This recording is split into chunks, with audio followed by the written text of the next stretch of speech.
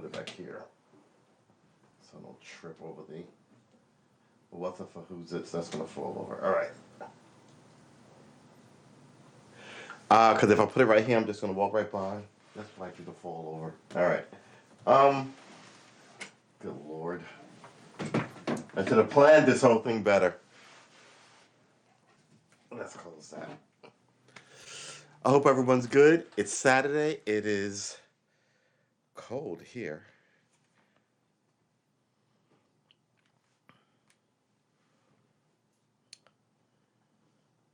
Let's start the timer. So, those of us who hang out here regular enough, uh, that's funny to say, right? Like there's a straight ton of people. Um, we realize we haven't been hitting our targets. We haven't been knocking out the things that we say we wanted to do. But that's all right. Like today was supposed to be a music day. Didn't do much music. I didn't do anything today. It was a rainy, cold weekend day. I'm trying to get a little more disciplined. This is true. But I'm also not trying to be a zealot, right? And if I wanted to be a zealot, I'd be a zealot. So I'm not really busting my hump on not doing much today.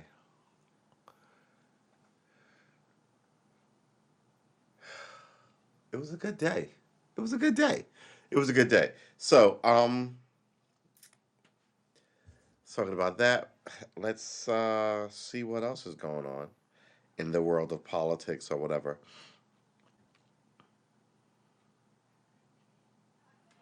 Yeah, apparently New York City, all my New York City peoples, got like 10 inches of snow.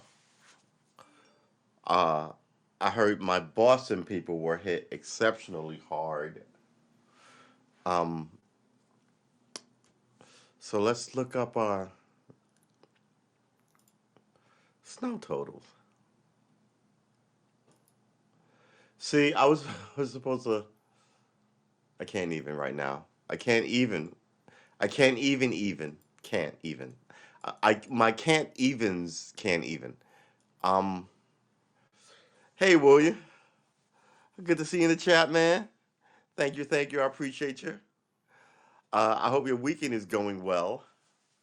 My weekend was unproductive. What did I do? I think I got up, came in this room, sat here, watched Vox. What is it? Vox Machina on Amazon. All three episodes, pretty good. I love D&D. Well, I used to love D&D when I played. I haven't played in decades. Well, not decades. I'd say about 10 years. A decade. A nice distraction, right? Didn't think anything about bridges falling down or snow Mageddons or any of these cliche terms. And I was also pleasantly surprised that the snow is almost melted. So at this rate, by the time I hit the road Monday, it should mostly be gone. So I'm very pleased. I'm not pleased about my own personal stuff because I didn't do anything. I didn't do anything. I got stuff to do. I likely won't do it tomorrow because there is a 10 o'clock show.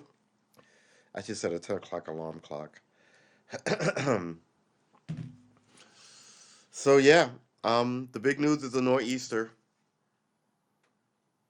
and that I'm not hitting any of my marks, quite frankly, and I feel bad about that. Here's an interesting story on the political front. Pennsylvania Democrats declined to endorse anybody for the Senate primary. I read that and I thought to myself, why? You're supposed to you're are you really supposed to give guidance to the people? So right? Or are you just a political arm of the larger Democratic Party, and you don't want to make any waves? You don't want to offend who might win since you don't know. Shouldn't you be telling like the mom and pop who's in your party, oh man, we don't know who to endorse. but we're gonna go. It was tough. It was a close call, like they always say. But we're gonna go with X over Y, right? Or A over B, or whatever the case may be. But shouldn't you fucking should you sit it out and then expect them to show up at every debate, not debate, show up at every election? Stop it. Pennsylvania Dems declined to endorse in the Senate primary. The non-endorsement is a disappointment for Rep. Connor Lamb. So it's not like it's vacant either. There's a sitting congressman there. He's there. You didn't. Oh man, it's just the weak sauce of the Democratic Party, man. It's just so. It's so feckless. It's so fucking feckless. It is. It's so full of feck. Ah, my goodness. It's no. I'm sorry. It's lacking in feck. It's feckless. Um, feck means useless, and useless means useless. So it's like it's flammable, flammable, and is inflam. What is it? Inflammable, inflammable mean the same thing. It means the same. What is Dr. Oz running for in PA? He's running for Senate. What is this? What is this? Did I hit that? No, I did not hit that. Pennsylvania Dems declined to endorse in the Senate part. Let's read the article. Should I read it on? I should read it on my computer system. Raider has been giving me issues. Um, Man, we are going when we roll up and blow up, it's gonna be great because we are good talkers and we're gonna talk to people and they're gonna see our point of view and we're gonna change how they vote. What the problem here is they just haven't had the right podcast. I'm about to say talk show podcast to lead them to the promised land, which is exactly to view the world as this podcast says the world should be viewed.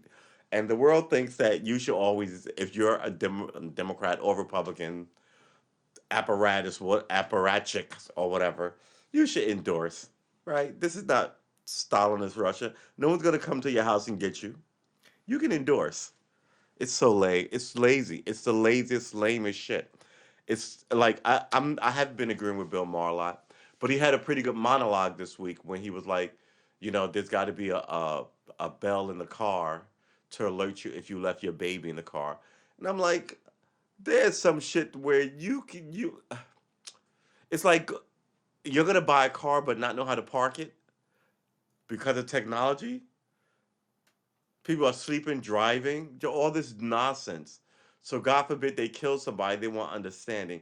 All this, I'm gonna be super lazy and someone will cover me on the back end. I hate to say it, but it's very American, right? Because America started in the 70s, right? And shit that's going to go, all right, we're gonna spend it, spend it, spend it. This is gonna become bill due in 2030. And people are like, what the fuck are y'all doing? And that's what it is. And it's Bill Clinton did a ton of them, just signing bills for shit and pushing the bill up 30 years later. The first round of those bills are coming due. Ah, I don't even know what to say, man. Don't even know what to say. I don't even know what to say. The people don't do what you put them there to do. Do you ever see him running? I see him running. I don't see him winning. Um, we should read about him after this. I should close this window. I can just begin to feel it get all chilly toasty. All right, so yep, let's close the window. Oh, for God's sakes. Come on, window. Don't mess with me. There you go. All right. I was looking up two things. I was looking up Senate run for Pennsylvania. Senate run Pennsylvania. Why is this so fucking small? What is up with that? Um, News. Pennsylvania Democrats deadlocked on endorsing in the Senate. You should have had to fucking pick somebody. Politico.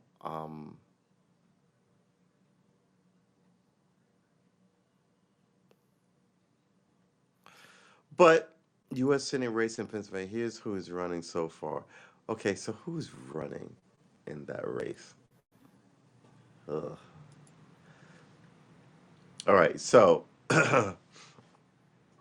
more than 30 candidates have filed papers in the 30 candidates. Wait, who did someone leave a seat vacant? Pat Toomey, Lehigh County announced he would retire rather than. Sorry about that.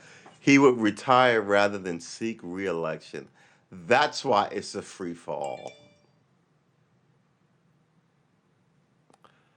According to Fair Elections Commission, 15 Democrats and 6 Republicans are running, though many have reportedly raised no money. The FCC list doesn't reflect the one long shot Democrat. It doesn't reflect that one long shot Democrat dropped out and that Montgomery County liberal Eric Gerhardt had launched a campaign. Ugh. It's a fucking circus. It's a circus. It's a circus. It's a circus. Who are these people? It's a circus. Uh, you didn't even endorse your sitting Democrat for the seat. The non-endorsement is a disappointment for Senate candidate Connor Lamb, seen here during that campaign event in Glensdale, PA on Thursday. Democrat activists just took a pass for endorsing one of the biggest Senate races in the country. Just a weak fucking source of the Democratic Party. It's like they run it like a golf club of old ladies, right? No one takes any risk, but everyone always gets paid, and they never do anything they should. Uh, you said hi twice. I'm gonna like this. Um,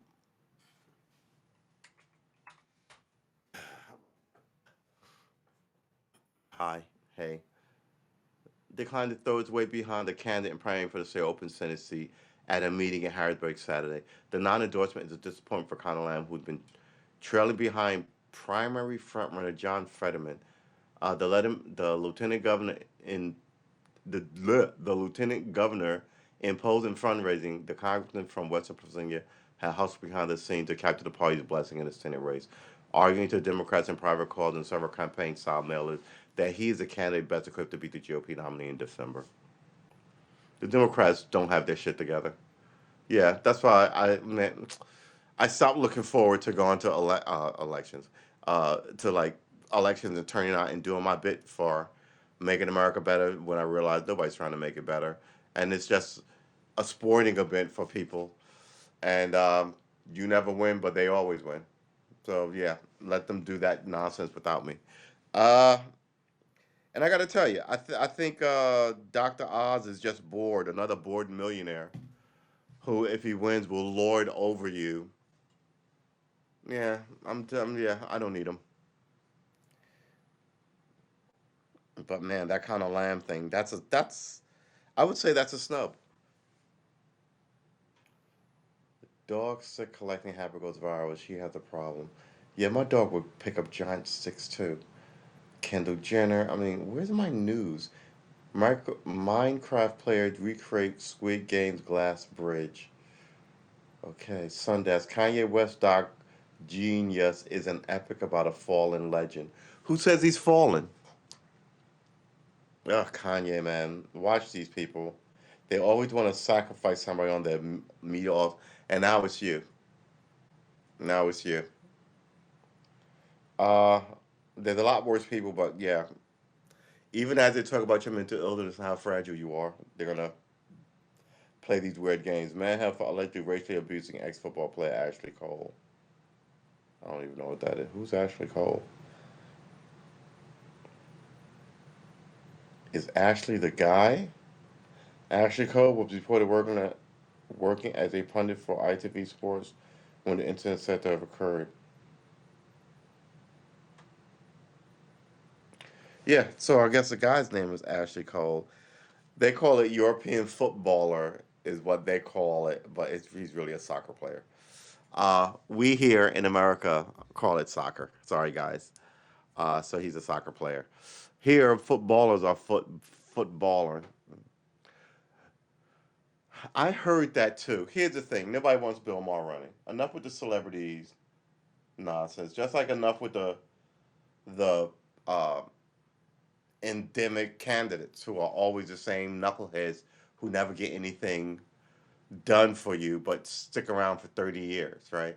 People are over. I've spoke about this several times. People are openly angry about it.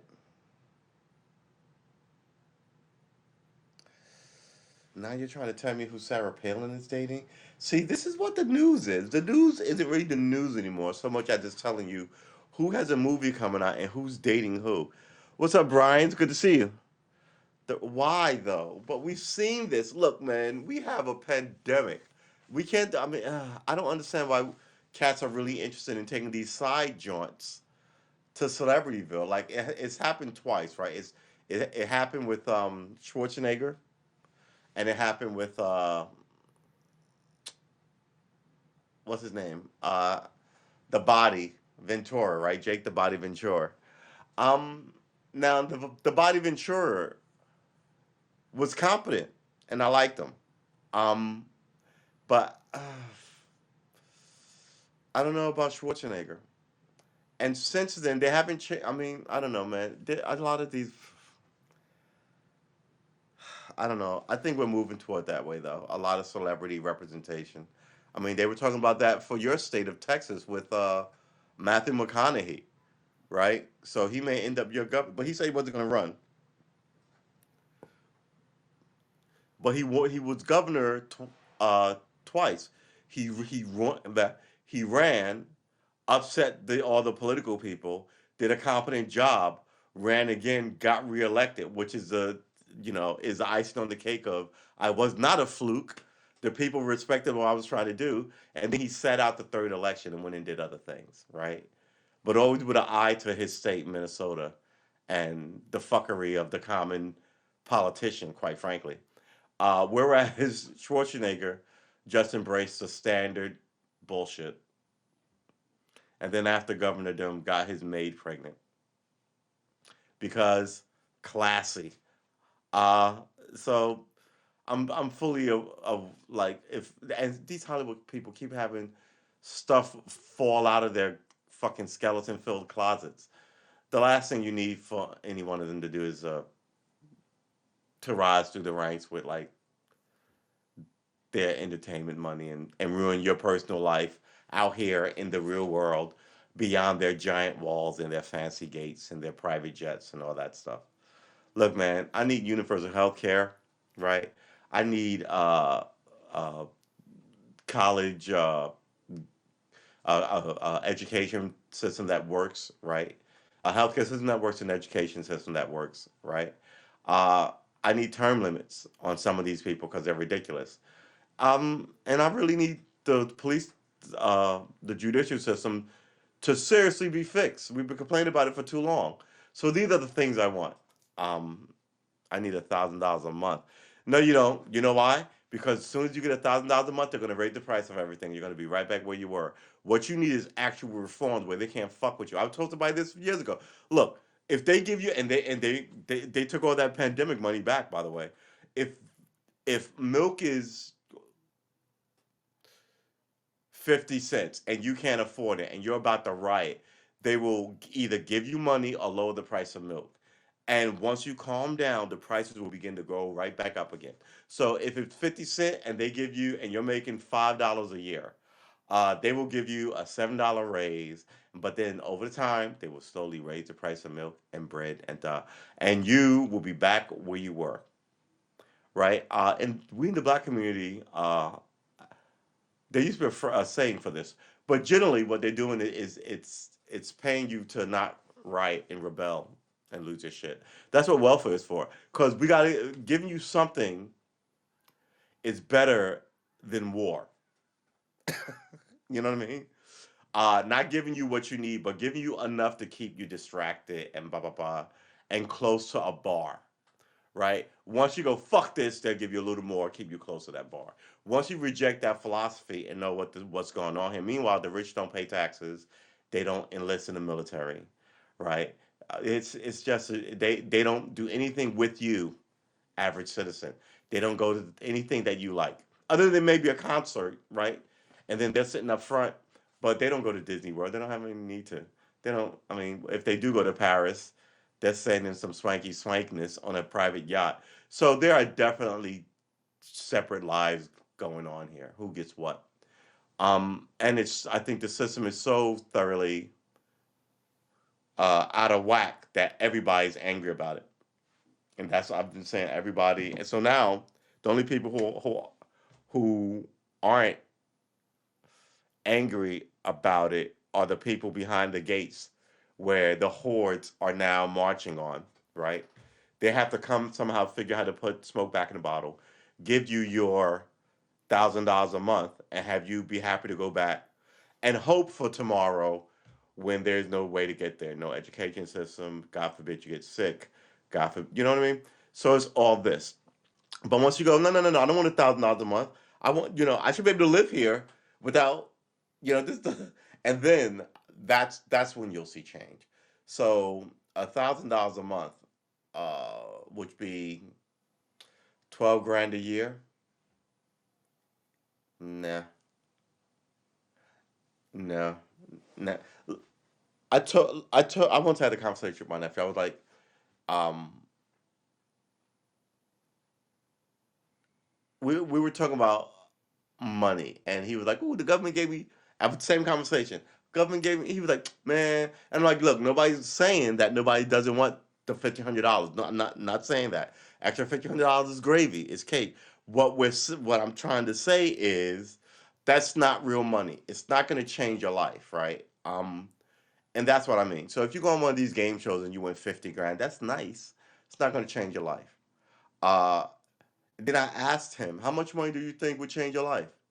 And he couldn't even give me a number because he doesn't have a concept of it, right? And I'm telling you like this: you know how much money would change your life? I would say, depending on your lifestyle, I mean, it might be different. Like a lawyer might need, but the average person, I'm sitting here talking about who's an average worker, right? Let's say somebody, I don't want to say less than, but let's say somebody who works in Walmart. How much money to change your life? Obviously, $10 million. Nobody's giving you that. But I'm saying the minimum amount of money to change your life. Some people go $50,000, and that's not a lot of money.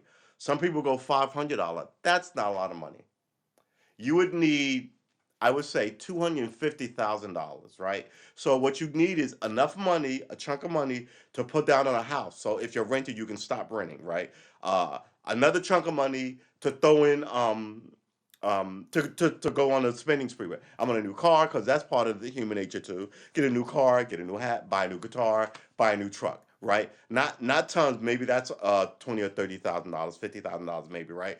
But then you still need, after that splurge, you still need a giant chunk of money to put in your 401k or your IRA, or set aside for whatever, right? That means if 250 grand, you bought like a house, put a mortgage on it, maybe you bought the house outright, I don't know. But you still will have to bank 75, 100 grand. Bank it. Just to live, right? But when you go, people and I'm not money savvy, but I know what I don't know. And I know if someone was like, "I'll write you a check," a billionaire showed up, you didn't know he was a billionaire. He was like, "Give me a number." Some people are timid. Ooh, shut up. $100, right? Some people are Super Bowl. It's 50 million, right? Yeah, I'm asking you seriously now. I'm not gonna ask you again. I'm about to write you a check. How much you think would change your deal, right? And don't embarrass. Now, if he says this and you go, I mean, you go, "I told you not to embarrass." Now I'm not giving you anything, right? So now you've got a sense of, and think about it. And the guy's being serious with you in this scenario. Some people go, "Well," and they'll be short term this week, and maybe I've got this job, and just if I could get through like the next 6 months, maybe I need like $10,000, right? But to change your life, I just told you money to change your life. I'm telling you, the average person is going to need $250,000, right? And if you didn't get that, I'd say the base smallest amount, bare minimum to change your life would be 150, 175,000, right? How much, depending on where you live, you can't put down less than $200,000 on a house in New York. Nobody wants to live there anymore, right? You leave New York, you might be able to put down 10, 15, $20,000, right? Depending on the house, how big, ba ba ba ba, whatever. But then you still get to buy a house someplace, right? Uh, and then maybe enough. Maybe you don't. You keep your car. You have enough mad money to seriously try and start that business, whether it be an internet business or whatever, right? That's what I mean when I say enough money to change your life, and it's rarely ever 50 grand, 100 grand, right? 150 grand. And this is what I tell people. People always shout out money, and people think that that's a lot of money, and they applaud. The last time uh, I talked money on this show, we were talking about Jeff Bezos, and he was talking about how he's going to try and solve it and give money to something to solve what? No, it wasn't Jeff Bezos. It was the other billionaire. It was Bill Gates, and he was talking about buy 2 acres. Yeah, exactly. See, Brian, exactly. 250 grand, you buy some land, a small house, maybe a new truck, maybe not a new truck. You get to decide. Maybe I keep this. Maybe I'll have a little work done. Maybe I've been stressing over all this shit in my college loan. Now that I have a breather, maybe I'll take a month off and just go fishing. Right. So, but still, you would still have enough of a chunk to put it with. Mind you, you're still gonna have to work. It's just it gets you out from under and a little ahead. That's how I look at it, right? It doesn't set you up on easy street. It's not a lottery ticket, right? But it gets you out from under and then gets you a little ahead and lets you just essentially go, oh, oh. Like what happened? The same thing. What happened if you graduate college today, right? You're an 18-year-old college student. You got $50,000, $100,000 worth of loan, and a bullshit job. And someone goes, "Okay, I'll pay off your college loans. Now you don't have $500. Ooh, I can keep that 500 a month. Great." And then someone goes, and to further help you up, I've got this rental property. You can live there rent free as long as you look after it. That's a giant foot up because all your homies, now you can go find a job as well as get money as you look after this place, as well as live rent free, as well as have somebody already paid up. You know what I mean? So just that little thing isn't, oh, I don't have to work. It's, oh, I'm working. And now I don't feel the weight of, this society boot on my throat, kind of pull yourself up by your bootstraps while it holds you down. Mobile homes are very affordable. Good, nice one for $120,000 for a mobile home. Wow. Okay. I don't know if I could live driving around. I mean, I could live in a small space. I've lived in tiny apartments my whole life. Well, that's not true. I lived in a house, but when I started renting, I lived in a tiny apartment. Um, and I don't mind driving around the country. I could totally get a van, drive around this country, uh, east to west, then north to south, and then like call it. But I think that trip would take me 3 years, 3 4 years. I think that might be fun. I don't care to go to Europe. I would rather see America than see Europe. But America has issues when you're driving around in it, arrogant as I am, looking like I do, right? So, but yeah, what is a lot of money? So I always see this when I see like game shows. You could win 25,000. You're like, yeah, that's nice to have, but game shows should really offer you some serious money, and they should make it easy to win. So there's a couple of game shows where you could win $1 million, but it always seems super shifty. No one ever seems to really get anywhere near it. Um, I want you to win $1 million at the very minimum once every 10, 15 days would be nice. They're $1 billion companies. Give away a fucking $1 million. Uh, but that's the way it is. What do you think is a lot of money?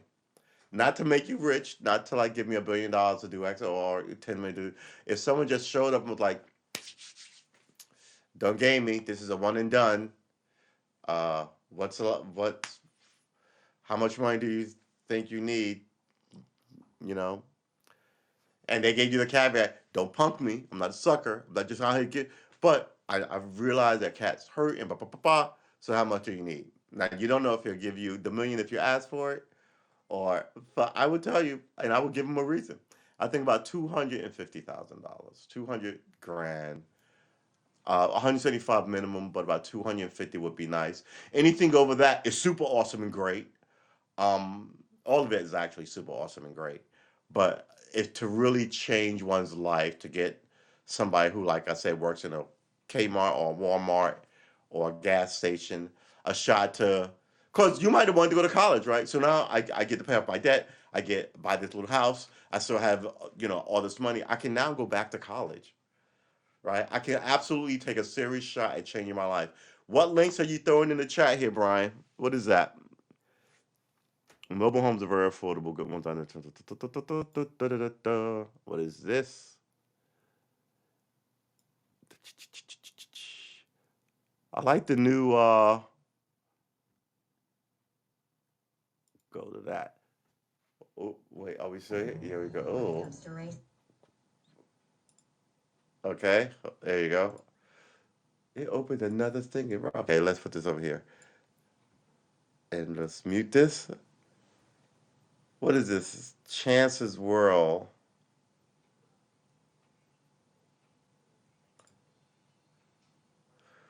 Yeah. Oh, this is a nice little house. Yeah.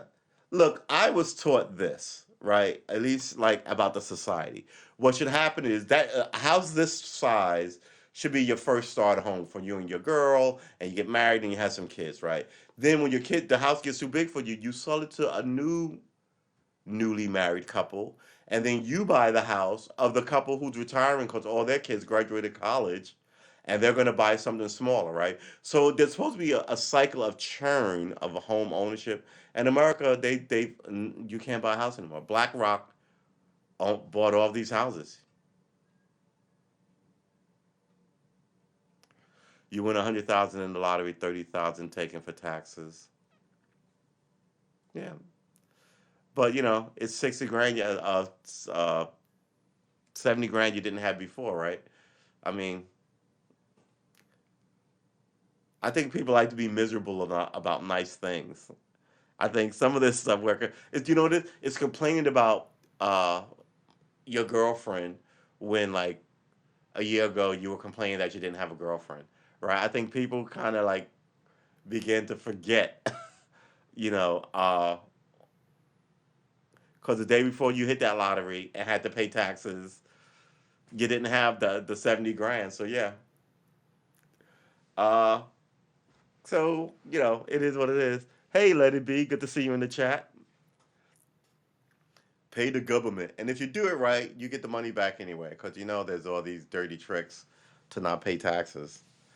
Um, I would love a house like this. My whole thing is, I want a place where I can start shooting short films and goofy stuff, right? So I might want to like buy an old, not warehouse, but like, well, down here the warehouses are small, but like in New York, I want an old factory.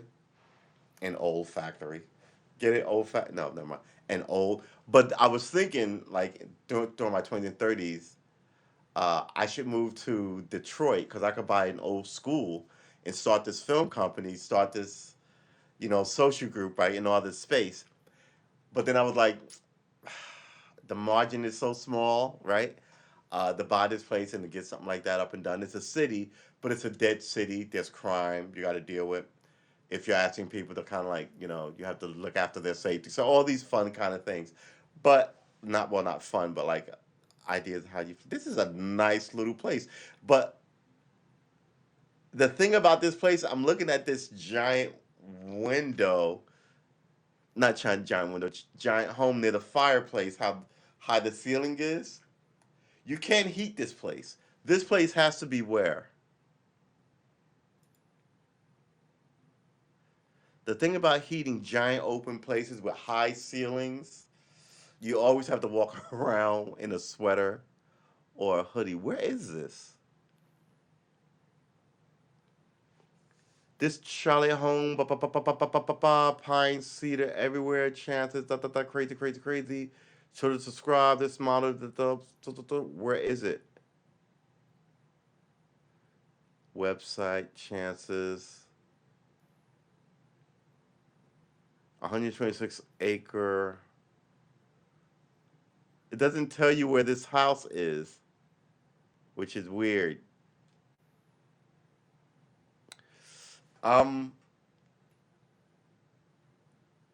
and it's a modular home. I just caught. Okay, so you could take this house and put it up someplace. So, so back in the day, the silent films, right? They had like house kits where you would write off to like what's that famous Sears Roebuck, right? And to get a house, and they would send you the planks and the woods and the pipes and then you I guess you'd go down to your local hardware store, or they would send somebody and they would build a house for you, right? And then they would let you like I bought this plot of land here, and I had Sears and Roebuck ship this house. And mind you, this is likely before like indoor plumbing, so that you didn't have to dig. You may have had to dig a well for water, but you didn't have to track plumbing and sewer lines and all this other stuff.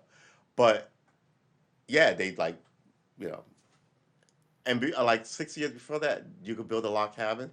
So, man, Sears Roebuck was the internet before the internet was the internet.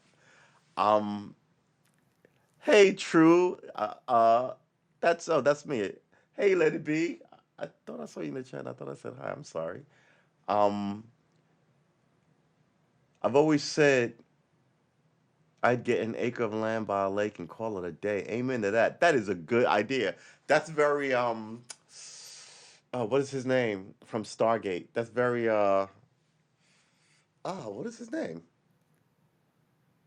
Jack O'Neill of you. Yeah, I would love that too. I mean, I would love. I don't mind telling you this. Like my hip hop, I don't care days are long past me. Uh, but I would like a nice quiet life of doing internet shit like this, cooking, right? Playing video games, writing, sketching, walking around talking shit, and doing that in a small space like a house. This apartment that I have is like almost the perfect size, right? Some land because I like the garden and like plants, right? And a dog and a lady, right? But history has taught me that the modern lady and me don't get along. Too much arguing, too many brunches, too many I don't like your friends, right? This is the way it is. Um, the modern era has made men and women really adversarial, made men and men really adversarial, and I think I'm not. I can't be too sure about this, but I think it's likely made women and women uh, super adversarial. Uh, yeah, you know what? It's the idea. Look, not everybody can be a millionaire, right? Not everybody can live in the woods. Not everybody can have these kind of like all these internet especially that you see on YouTube, people living like off the grid and like hobbit houses and mountainside. Can you imagine if 7 billion people decided to just audition and be hippies, right? So, I mean, I get that it's super not practical. It's totally ridiculous. It's mostly romanticized, right? But that's different from I think from what I want, which is to live smaller, right? Yeah, I want some land, but I also kind of like I don't want a giant. Like my Jeep is the biggest car I want, right? Uh, F-150s are ginormous. I don't want a ton of this or that, but at the same time, I'm still a city boy. I want some what do they call them? Modern luxuries, right? What's that guy who ran around blowing places up? He ran away, went to a cabin in the woods, didn't even have running water or a bathroom. I mean, that's just you know what I mean? That's ditching it all. Whereas I'm just kind of like, oh man, I can't even with I've got enough interesting uh, internal monologue that I can generally busy myself if given just a slight amount of space. I've known a lot of people who wanted big spaces and then they wanted servants to do. I have a gardener and somebody comes through every Monday and Thursday to clean the house. I got a maid and I'm like, why don't you just live in a place big enough for you to clean it? How's that? But America tells you, you got to own everything and be ostentatious. And the more you have, the less you should be doing personally. So now you have to have all these other people come through and clean this and wash that. so you can yell at them and tell them that they didn't clean it enough or wash that better enough, right? So all these things are yeah, the Unabomber. Thank you, Ted Kaczynski, right? The Unabomber. So all these things are things that I think about when I think about money. Yeah, I'd love to be rich, but if I had a giant house like one of those mansions you see these rich dudes having, you could be damn sure my whole family would be living there with me. It'd be like the Clampetts, Jed Clampett, right? Everybody living in the same house together. Just to be, I mean, why can't you, right?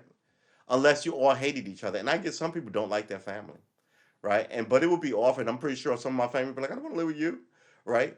But at the same time, I think family energy is good. So that'd probably be I'd probably have a giant homestead where people would show up because of family. But for my everyday life, and don't get me wrong, I get security too. People will find out that you have money and you don't want to live in a giant house, and then they will. I had a friend who was murdered because of this. They thought he was rich, and he lived, in a not a townhouse, in a brownstone in Manhattan, instead of on a giant compound with high gates and all this, because people are fucking stupid. Excuse my language, but this is quite the video for this house. It goes on for 17 minutes. Sweet Jesus. It's not a bad house.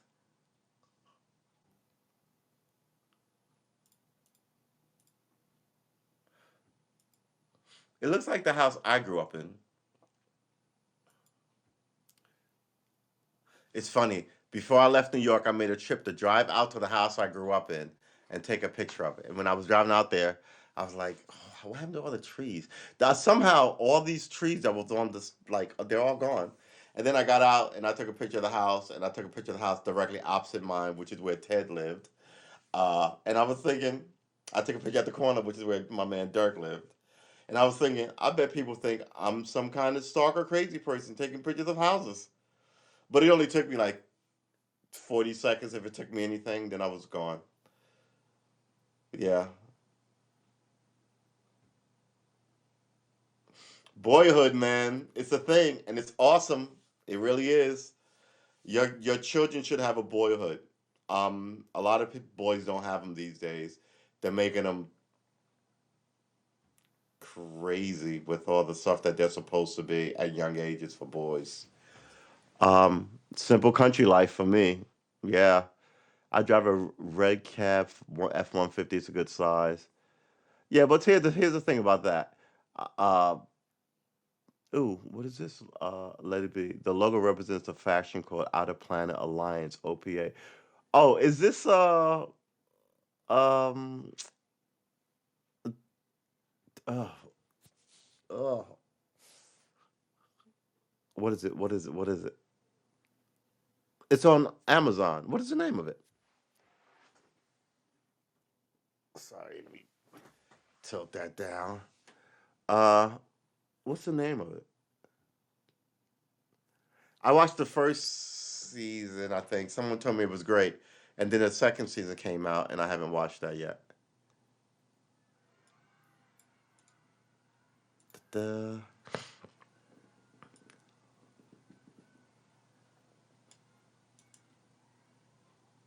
All right, what is this?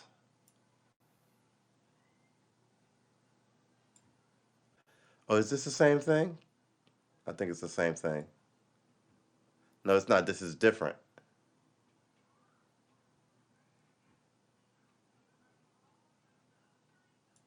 Yeah, see, here's the thing. Some of these houses are too isolated, you know. Um, I still want I still want to be able to see my neighbors. I'm still city enough. Like I grew up where the houses connected. We had a attic and a basement and a backyard and a front yard. I had the mow and da da da. Now I live like in a big southern city, but it's still very like I like the size of it.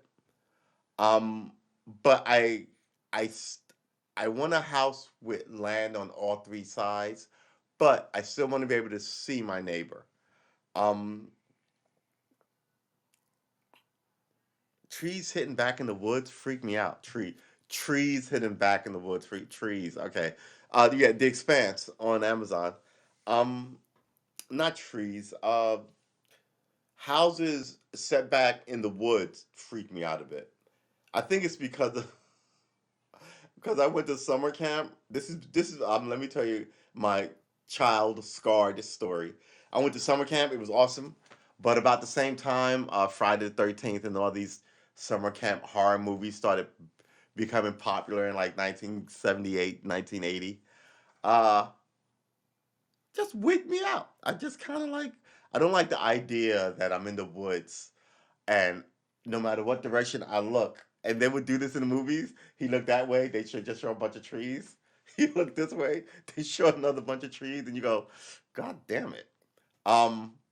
So yeah. So ever since then, I've been all wiggy about the woods. Plus, apparently, God keeps bears and shit in the woods.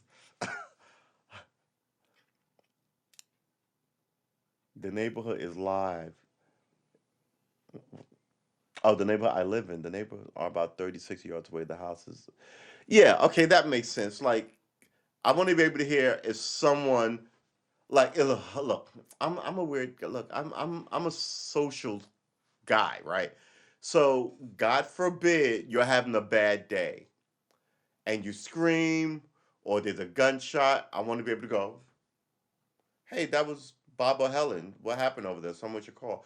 Versus all kind of mayhem going on with you at your farm, and then someone goes, nobody's seen them in 3 weeks. Someone should drive out there to see if they're okay.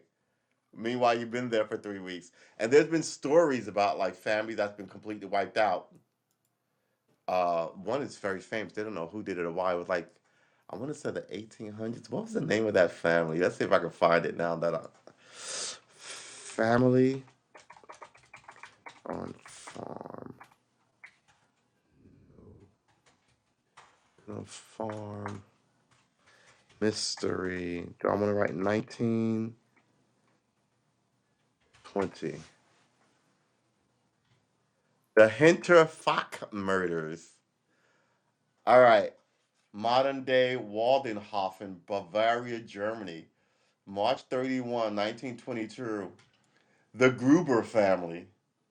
Home invasion, mass murder. Weapon, a matic. What is a mat? Oh, wow. It's like an axe. It's like a mining axe. Six people dead. Perpetrator unknown. So he obviously got away with it. It happened in 1922. Strange things began to occur in and around the Hinterkaifeck, sometime shortly before the attack. 6 months prior to the attack, the family maid had quit. It had been widely claimed that her reason for leaving was that she had heard strange sounds in the attic and believed the house would be haunted. Andreas Gruber found a strange newspaper from Munich on the property in March of 1922. He could not remember buying it and initially believed that the postman had left the newspaper. This was not the case.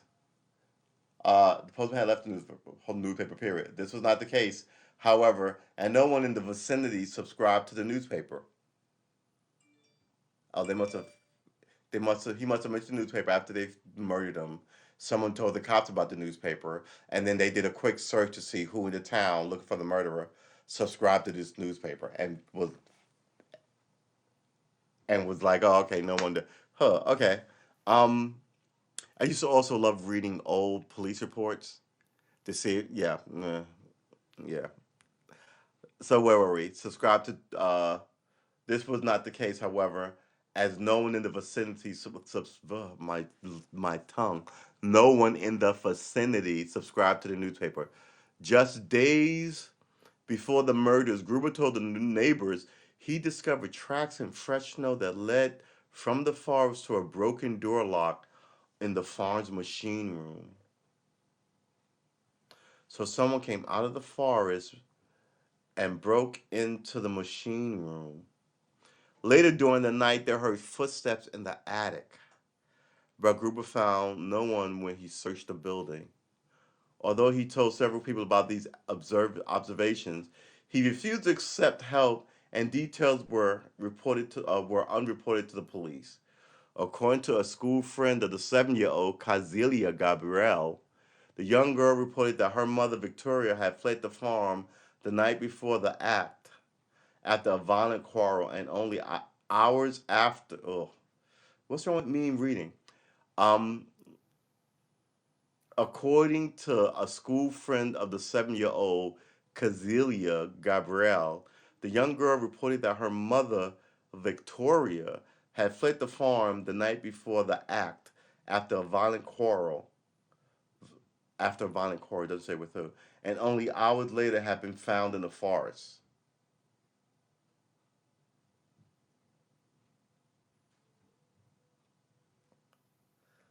Let's read that again. According to the child, right, Cazelia Gabrielle, she told her childhood friend that her mom ran into the her mom the, her mother fled into the woods after a fight with her father or a fight with someone in the house and was later found dead in the forest. But it doesn't say she was hurt or bleeding or anything. They just said she could. It could have been she could have got lost in the forest. People got lost in the forest, right? But you think that if you were in Bavaria and grew up around the woods, you would have grown up being told how dangerous the forest was, and you wouldn't do crazy shit like that. But yeah, again, this is 100 year. Oh, 1922. It's about 99 years and 10 months old. uh, March 31st to April 1st, the murders, right? And we are at the end of January. Yeah, so 99 years and 10 months. On the afternoon of March 31st, 1922, Friday, the new maid Maria Baumgarten arrived at the farm. Maria's sister had escorted her there and left the farm after a short stay. So you go out there with your horse and buggy, you help your sister get there, you stay a night to prep yourself to go back to where you came because it was likely a long and ridiculous trip, right? So you drop your sister off at her new gig, you stay a little while, a short stay, and then you leave. She most likely, she was most likely the last person to see the inhabitants alive. It appeared that in the late evening, March 31st to April 1st, somewhere in that day, so that woman showed up for her job assignment that day and was murdered. Dropped off by her sister. The last nurse thought everything was crazy and fled. Now, mind you, people could be crazy. I mean, people are schizophrenic. Maybe the father was like, I heard voices and something's in the attic. I saw stuff in the snow because they see stuff too. And then he thought he come home and he looks and he sees his whole family. And to his eyes, they're all, I don't know, antelopes or Satan things or whatever, right? I don't know. I don't know. So let's finish this off. The perpetrator or perpetrators using Uh, a mattock. It's a pickaxe. We would call that a pickaxe. Um, just instead of sharp picks on the both end, it's flat like a blade, right? So one is sharp and one is sort of flat. But we would consider call that a pickaxe. On the afternoon of March 31st, 1922, a Friday, the new maid Maria Baumgarten arrived at the farm. Maria's sisters had escorted her there and left the farm after a short stay. Apparently, a short stay meaning a couple of maybe an hour or so, because she didn't stay the night. She was most likely the last person to see the inhabitants alive. It appears that in the late evening, Victoria Gabrielle, her 7-year-old daughter Cazelia, her parents Andreas and she's named after her grandmother. Her parents Andres and Cazelia were lured to the family barn through the stables where they were murdered one at a time. So somebody was like, "Hey, come with me out to the barn." "Oh, hey, Bob, something happened in the barn. You should go check that out." "Oh, hey, I think your dad wants you in the barn."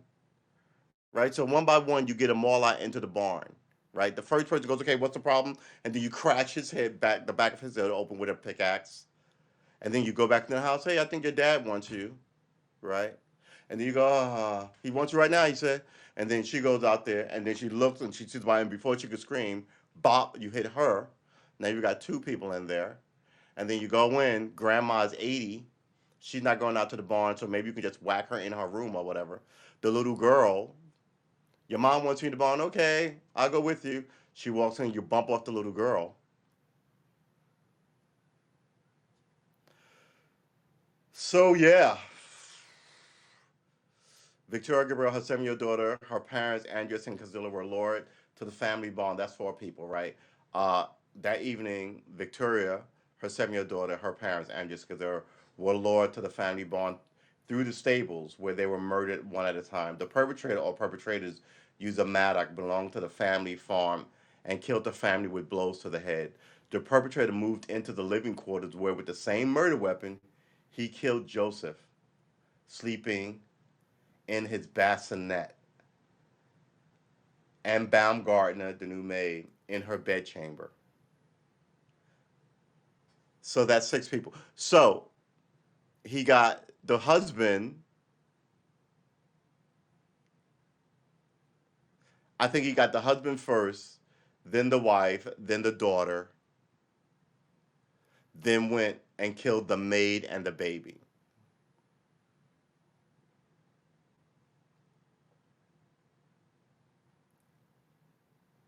Wow.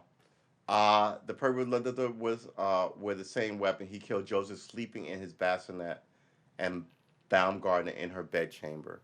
4 days passed between the murders and the discovery of the bodies. On April 1st, coffee sellers Hans Shirovsky and Edward Shirovsky arrived in the Hinterfect to take an order where no one responded to the knocks on the door and the windows. They walked around the yard but found no one. They noticed that the gate to the machine house was open before they decided to leave. Kazila Gabriel was absent without excuse for the next 2 days of school, and the family failed to show up for Sunday worship. Huh. Talk about shit piling up, right? Have you seen? I haven't seen him. She would normally come down here. We talk every month, but I haven't seen her. You know, her daughter wasn't in school either. Really? Yeah, not for the last 5 days. What about that crazy old man with that Carlin? I haven't seen him either. Huh. And that's the way shit happens, right? People are used to you. What happened to that miserable old fuck who used to come down and get coffee and encourage everybody? I haven't seen him in a couple of days. He's down here every day for 30 years. He's a problem, but he's regular. Huh, now I wonder what happened to him. Or that lady who always sells flowers. We see her all the time. What happened to her, right? Especially the big thing is a kid missing from school, right? Another big thing is a missing woman who's pregnant, right? That due date is just a date to look at. Like when what's that guy who killed his wife? What's that guy who killed his wife? Yeah, good luck with that one. Who can pull that one out of my head in the chat? Um, and they gave him the death penalty. They recently Scott something, and they recently overturned it. Scott Peterson, right? They recently overturned it. When she went missing, she was, I want to say, 5 months pregnant. And in the back of my head, I was like, they were like, she's been missing for 6 weeks. She's been missing for 2 months. They were like, her due date is in 2 weeks. And I was like, just like those kids with that cult lady in Pennsylvania. I was like, a 9-year-old boy and his 16-year-old sister disappear. I was like, even if she ran away, what girl doesn't call her mother or her girlfriends, right? Just like if a woman runs out on you, she didn't take her credit card or her wallet. I mean, what? I mean, all this is bad energy. Left the house, haven't been seen, left her purse. Left his house, haven't been seen, left his wallet. Went to a party with his friends, nobody knows what happened to him. Really, he didn't go home. I mean, after a party, you're high. You want to take it? What? I mean, 2 days. Don't call your. I mean, you're not gonna call your. Yeah. So let's see if we can run through the rest of this neighborhood. So yeah, well, Lizzie Borden killed two people. Her mom and her dad, uh, and then dumped an axe in a toilet in an outhouse. And then she was acquitted and lived in the lap of luxury for the rest of her days. Even as she was a social outcast, and back then the thing to do was to go to parties, right? Even as she was a social outcast, she had a sister. Her and her sister, gravy. Um, 4 days passed since some murders. Sergei was absent from school without excuse for the next few days, according to the family. The family failed to show up for Sunday worship. So this happened Friday, April 1st, which was a Friday. They didn't show up for Sunday service, which was 2 days, Saturday, Sunday. Then they said she'd been missing from school so for a few days. So let's put that at Monday, Tuesday. Let's say Wednesday people began noticing, right? On March 31st, Friday, May, blah, blah, blah, blah, 4 days passed. All right, so Friday, Saturday, Sunday, Monday, Tuesday. Not bad. Okay, I should have instead of having to deduce it, I should have just remembered what I read. 4 days passed. All right. Uh, Showed up for Sunday service. Assembler, I don't know what assembler is. Abba Hoffner went to, I get, okay, I gotta know what an assembler is. What is an assembler? A person who assembles machines or its parts. Okay, I guess it was gonna be like a church, like an alderman or something. I guess he's just assembled shit. Abba Hoffner went to Hinter Kaifek, Hinter Hinter Kaifek, Kaifek, Hinter Kaifek on April 4th to repair the engine of the food chopper. He stated that he had not seen any of the family and had heard nothing but the sound of the farm animals and the dog inside the barn. After waiting for an hour, he decided to start his repairs, which he completed roughly 4.5 hours. Wow. Around 3:30 p.m., Lauren Schlittenbauer, Schlittenbauer, Schlittenbauer, sent his son Lawrence is the man's name. Lauren Schlittenbauer sent his son Johann, 16, and stepson Joseph, Joseph, Joseph, 9, to Hinterfect to see if they could make contact with the family. When they approached, they did not see anyone. Strittenbauer headed for the family the same day. Schittenbauer headed to the family, to the farm the same day with Michael Paul. So he sent his kids out. They didn't find his 16-year-old with his 9-year-old brother. They didn't find anything. Then he went out with his friend. And on the drive over, he's like, yeah, I just sent my kids out here. You know how kids say that private. I thought I'd check myself. So him and Michael Polier and Jacob Sigel, the three of them, into the barn. They found the bodies. Andres Gruber, his wife Kazilla Gruber, his daughter Victoria Gruber, and his granddaughter Kazilia murdered in the barn. Shortly after, they found the chambermaid Maria Baumgartner and the youngest family member Victor son murdered in the home. Inspector Greg Reingruber and his colleague Munich Police Department investigated the killings. And his colleagues, rather, investigated the killing. Initial investigations were hampered by the number of people who had interacted with the crime scene. Everybody just traipsing through the joint. More bodies and items, and even cooked and eaten meals in the kitchen. What? Hold it, wait. You need to reread that. Initial investigations were hampered by the number of people who had interacted with the crime scene, moved bodies and items around, and even cooked and eaten meals in the kitchen. Wow, 1922, baby. The day after the discovery, the bodies, the court physician Johann Baptist Aumüller performed the autopsies in the barn. He performed the autopsies in the barn. Okay. It was established that the Maddock was the most likely murder weapon, though the weapon itself was not at the scene. Evidence showed that the younger Kazelia had been alive for several hours after the assault. She had torn her hair out in tufts while lying in the straw. The skull of the victims were removed and sent to Munich where they were further examined. Evidence showed the younger girl, the 7-year-old girl, had been alive for 7 hours after this, and she had torn tufts. I mean, not like tufts. So what is going on here? She was alive. The 7-year-old pulled her own hair out. How is she injured? God, everybody hitting the head, but she's got enough motor skills to I don't know. Oh God, it sounds horrible. Who does this to people? Um,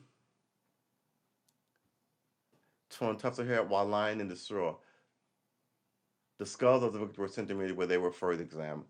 The police first suspected the motive to be robbery and they interrogated traveling craftsmen, vagrants, and several inhabitants from surrounding villages. When a large amount of money was found in the home, they abandoned this theory. It was clear the perpetrator had remained on the farm for several days, and someone had fed the cattle, eaten the entire supply of bread from the kitchen, and recently cut meat from the pantry. So not only did he kill them, he had a dead woman upstairs, he had a dead baby in a bassinet, had four dead people in the back. He fed the animals, he cooked himself breakfast. Apparently, he was there for a few days. Maybe they missed him by 24 hours.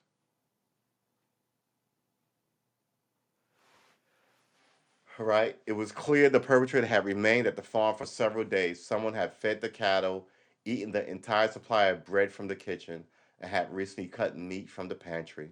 With no clear motive to be gleaned from the crime scene rather, excuse me, the police began to formulate a list of suspects. Despite repeated arrests, no murderer have ever been found, and the files were closed in 1955, 30 years later. Nevertheless, the last interrogation took place in 1986 before criminal Hauptkommissar Conrad Mueller retired. So Conrad Mueller, was the guy who caught the case in the first place, right? The first police officer, hold on, wait, I remember that name. The home. Inspector George Reingruber and his colleague from the Munich Police Department investigated the killings. Okay, Reingruber.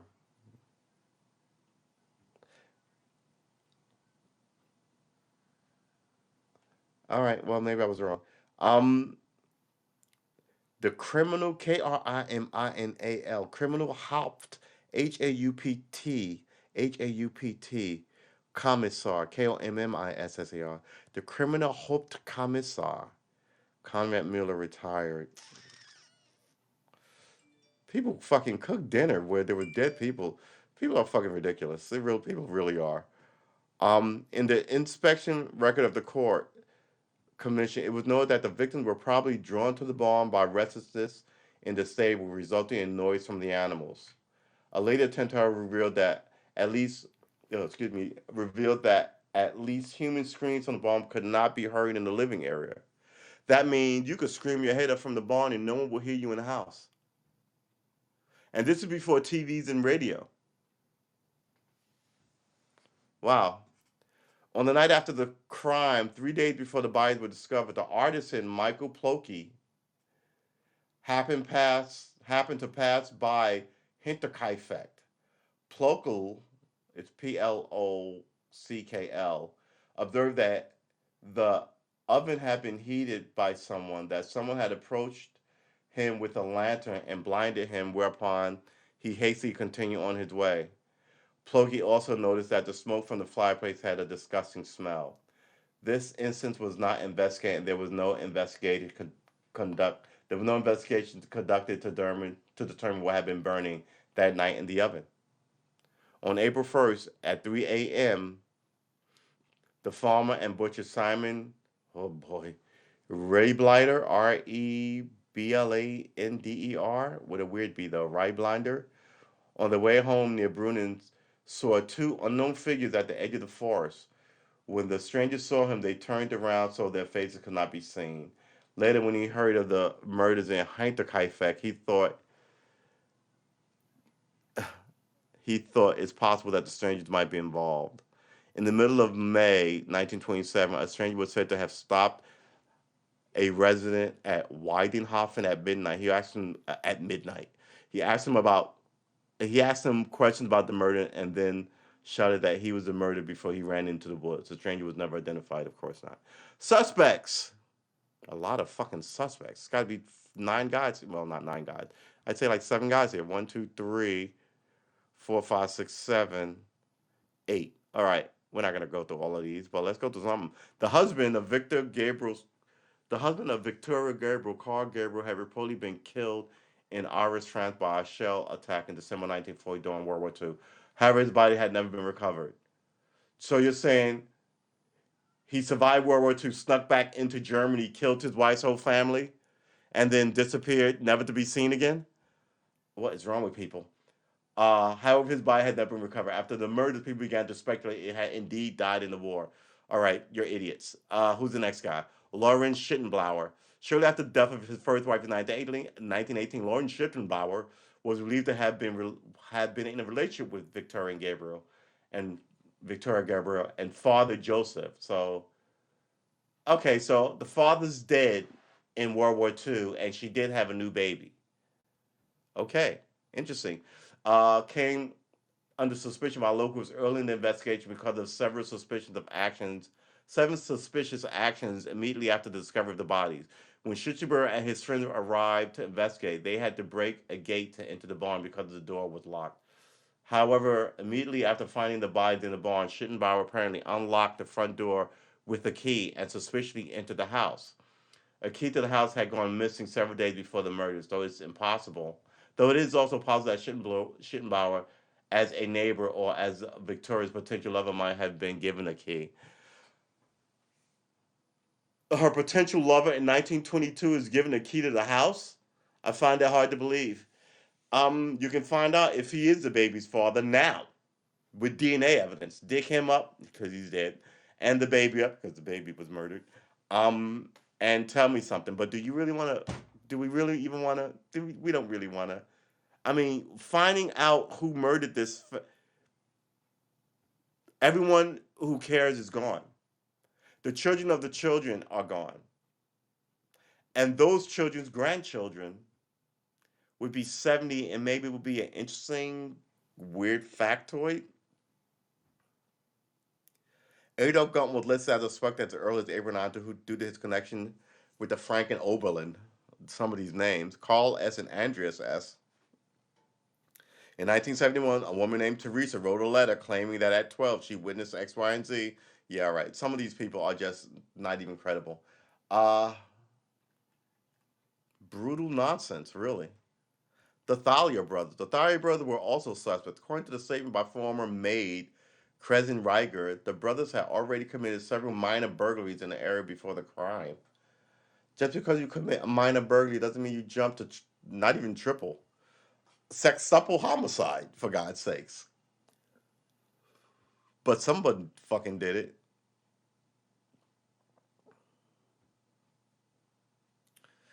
Look, I don't know who did it, but if you ask me how this whole thing went down, um, and why, from what I just read there, I would say several things. I would say jealous lover, right? But jealous lovers generally don't kill the whole family and a stranger who the lady was, right? Uh, who kills a whole family out of hatred and then the lone witness? That's not a crime of passion shit. That's like co-calculating, like that's like business uh acquaintance murdering, right? Um, doesn't sound like it could be a gang of people. Sound like it's one lone person. Who killed a sleeping baby? A baby. Baby can't identify you. It was in a bassinet.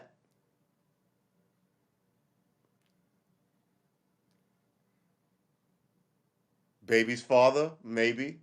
I hate this woman. Her father won't let me be with her. I hate her father. The whole family is fucked up. I hate all of them. So I'm gonna teach them a lesson and that baby. Yeah, I totally get that. Plus, the nurse is a bonus because I'm not going to jail. I'm already killing five people. I might as well, right? The death chair. We have the chair here in America. The death penalty is a death penalty.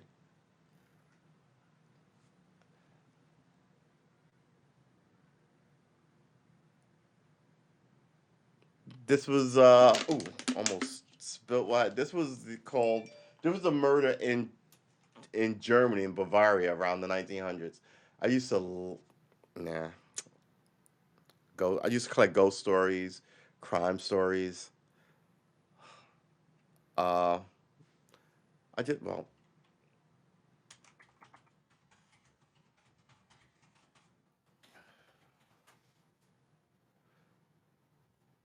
The Hinterkaifeck murders, right?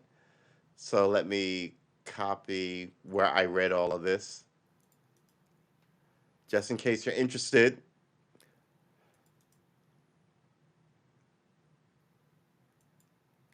So yeah, see, that's the thing. You get into the habit of reading shit and parsing it as you read it, and see what makes sense. Does it make sense that a random stranger will kill a whole family of people and then stay there for 3 days? It makes sense that someone connected to the family would do that. Stay in their place where they ate, sleep in their bed for a few days, eat their food, kind of like trying to breathe them in, kind of weird shit.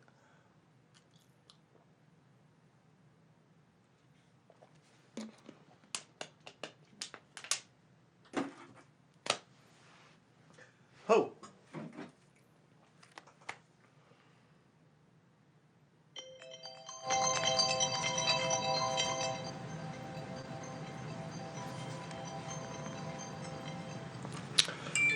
hour and 15 minutes. Everything, oh, 8:05. What's going on here?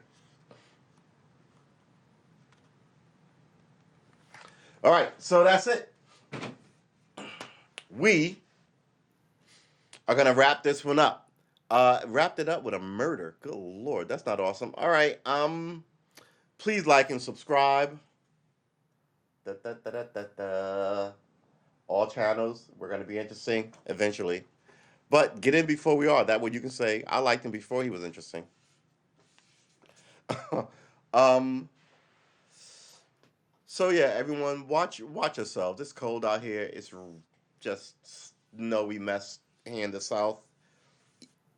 I'm about to say east south, the southern eastern part of this great land that we call America. Um, trying to stay. I woke up this morning. All the power was out. It was freezing. I had to call my carrier. I had to call my heat people to get the connect, and apparently a lot of like Virginia was out, but it wasn't as many as I thought. It was like I just happened to be one of them. But like when I did they always give you a count of how many homes. It was like under 1,000, so I was very impressed by that. Under 1,000, because I remember the last time it was like 20,000 people, and they were like up, they were close to the DC. But I was really friggin' impressed. Um, yeah, chambermaid, what they used to call a maid. I guess chambermaids do what? Chambermaids clean your house and do bedroom stuff and help you bathe and clean it, right?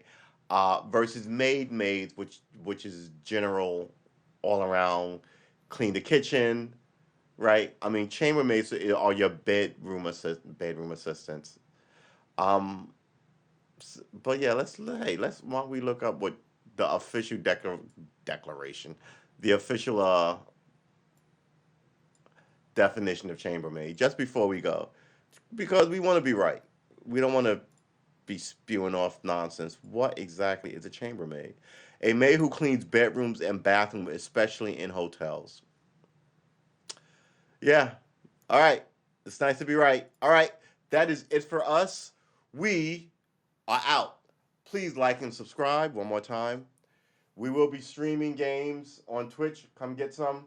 Uh, and I would ask you to like and donate as I'm trying to build an empire, and every nickel helps. You guys should get in on the ground floor. This is going to be an awesome year for what we're trying to do here, which is social engineering, I guess, of cool people. Cool people in the sense of like laid back, not laid back. I don't give a fuck people, because you should give a fuck about shit. But not I'm cool and hip and trendy, and I care about all the stuff that all the cool and hip and trendy people care about too. Uh, yeah. So we will see you in the next one. Thanks for coming through. Tomorrow is the Sunday session. That's at 10 a.m. Get some. Save your soul for at least 2 weeks. That's the motto.